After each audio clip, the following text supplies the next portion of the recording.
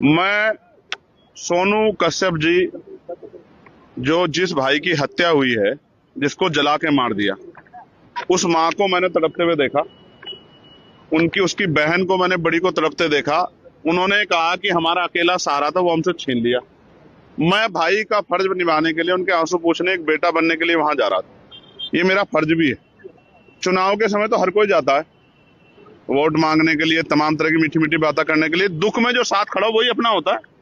मैं अपना होने का फर्ज निभाने जा रहा था, मगर मुझे पता लगा कि यहाँ अचानक से हमारे सम्मानित जो अधिकारी, उन्होंने ट्रैक्टर ट्रॉली रोक के वो मेरे सामने आ गए। अब वो मुझसे कहना है कि आप नहीं जा सकते हो। मैं ये पूछना चाहता हूँ कि भाई क्यों नहीं जा सकता हूँ? घटना यहाँ की नहीं है, घटना मेरठ में हुई। क्या किसी परिवार को उत्तर प्रदेश में, जो पिछड़े वर्ग का परिवार है, कमजोर वर्ग का परिवार है, क्या उसको सांत्वना देना भी अपराध हो गया? तो मुझे सारी बात में एक चीज समझ आई है कि मैं राजनीतिक अछूत हो गया हूँ यहाँ उत्तर प्रदेश में। मैं किसी पीड़ित की आवाज नहीं उठा सकता। मैं आवाज उठाने जाऊंगा तो मुझे बंद किया जाएगा। इसका एक तरीका मेरी समझ में आया। मैं इनको रास्ता दिख बता रहा हूँ कि जैसे पिछली बार मुझे गोली लगी थी 23 में, मेरी ये हत्या करवा दे पुलिस वाले मिलकर सारे सरकार के साथ। क्योंकि जब तक मैं जिंदा रहूंगा, अगर मैं खाट पे भी रहा, पलंग पे भी रहा, तो भी बोलता रहूंगा।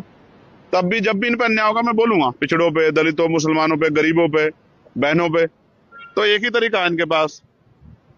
ये लोकतंत्र को कुचल रहे हैं, ये संविधान को चल रहे हैं। ये मेरी हत्या करवा दें, इसके बाद तो इनको शांति मिल सकती है। वरना जब तक मैं हूं, क्या तो ये जुल्म रोके। वरना अगर ये जुल्म करेंगे मेरे लोगों पे, तो मैं उनकी आवाज को उठाऊंगा, मैं लड़ाई को लड़ूंगा। मैं किसी बात से नहीं डरता भाई। मैं तो जब तक परिवार को नहीं सुनूंगा, तब तक मैं कुछ नहीं कह सकता हूँ। मैं तो जाऊँ, जब उनके पास जाऊंगा, वो मुझे अपनी पीड़ा बताएंगे। जब मुझे अपनी पीड़ा बताएंगे तभी मैं आगे की बात तो कर पाऊंगा। मैंने तो डिमांड की थी कि इस परिवार को कम से कम 50 लाख रुपए का मुआवजा मिले। क्योंकि देखो मेरी बात सुनो, आप भी पत्रकार साथी हो, अगर आपके साथ कोई दुर्घटना हो जाए, आपके बच्चों क्या होगा भाई? कमाने वाला था, वो चला गया, उसकी बुजुर्ग माँ, उसका क्या होगा? 10 दिन तो सब आएंगे।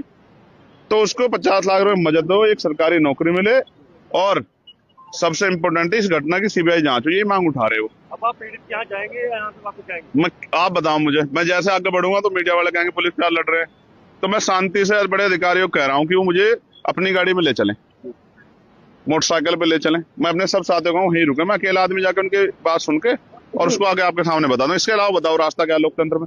अगर लोकतंत्र में चुनाव प्रतिनिधि जनता के बीच नहीं जाएगा, और की दिक्कत है कि नेता जाते नहीं है, मैं जा रहा हूं तो मुझसे दिक्कत ये है कि वो क्यों जा रहा है।